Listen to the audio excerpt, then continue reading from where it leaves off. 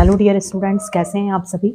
हमने अपनी last video में रामबाण सीरीज का जो लास्ट टॉपिक देखा था, ओव्यूल का स्ट्रक्चर, जिसे हम माइक्रोस्पोरेंजियम भी कहते हैं। एम्ब्रियो सैक, हमने देखो, आप बहुत अच्छे से इस चीज को मैं बार बार रिपीट कर रही हूँ। फीमेल पार्ट में स्टिग्मा, स्टाइल, ओवरी।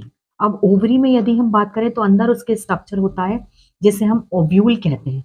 ओव्यूल के अंदर एक स्ट्रक्चर होता है जिसे हम एम्ब्रियो सैक कहते हैं। ये तीनों स्ट्रक्चर अलग अलग होते हैं, तीनों का आपको दिमाग में इमेजिनेशन बिल्कुल क्लियर होना चाहिए। ओव्यूल जो होता है इसे हम मेगा स्पोरेंजियम के नाम से जानते हैं। एम्ब्रियो सैक जो होता है इसे हम फीमेल गेमेटोफाइट के नाम से भी जानते हैं। और इसके अंदर ओवा के ओव्यूल के अंदर एम्ब्रियो सैक है, और एम्ब्रियो सैक में जो ये ओवा सेल है इसे हम फीमेल गैमीट के नाम से जानते हैं।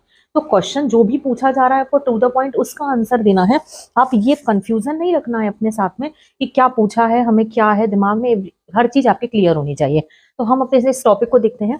एम्ब्रियो सैक जो ओव्यूल के अंदर पाया जा रहा है, ओव्यूल का स्ट्रक्चर आपने देखा था लास्ट वीडियो में, मेरे इस तरह से मैंने बनाया हुआ था इसमें। तो ये जो स्ट्रक्चर था हम इससे बढ़ा करके यहाँ पर देख रहे हैं। ये ओव्यूल का स्ट्रक्चर होता है। इससे नीट के प्रोस्पेक्ट से बहुत सारे क्वेश्चंस, और ये क्वेश्चन तो मैं अभी लास्ट में डिस्कस कर रही हूँ, ये क्वेश्चन हमेशा एग्जाम में पूछा जाता है।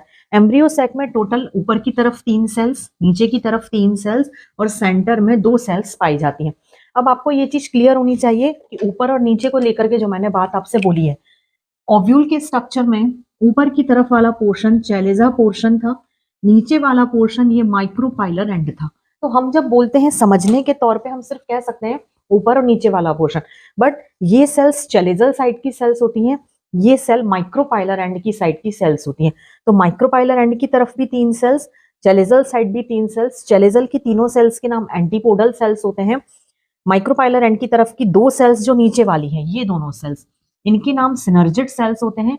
और ये जो एक सिंगल सेल होती है जिसे ओवा सेल कहते हैं, जो मेल गैमीट से मिल करके जाइगोट का फॉर्मेशन करती है, मतलब फर्टिलाइजेशन में पार्टिसिपेट करती है। और सेंटर की जो 2 सेल्स होती हैं, ये सेल सेकेंडरी न्यूक्लियस कहलाती है। ये तो आपका ओव्यूल का स्ट्रक्चर हुआ, मतलब एम्ब्रियो सैक का स्ट्रक्चर हुआ। अब जो क्वेश्चन यहां से आता है कि एक एम्ब्रियो सैक में कितने सेल और कितने न्यूक्लियस होते हैं, ये क्वेश्चन बहुत ज्यादा पूछा गया क्वेश्चन है, हर बार रिपीट होता है।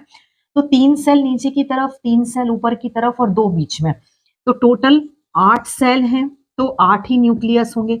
हमें यही पता चलेगा कि 8 सेल हैं तो 8 न्यूक्लियस होंगे। बट सेंटर की जो सेल्स होती हैं वो सेल मिल करके सेल एक बना लेगी, बट न्यूक्लियस जब डिवाइड हो जाते हैं तो न्यूक्लियस कभी भी वापस रिज्वाइन नहीं होते हैं।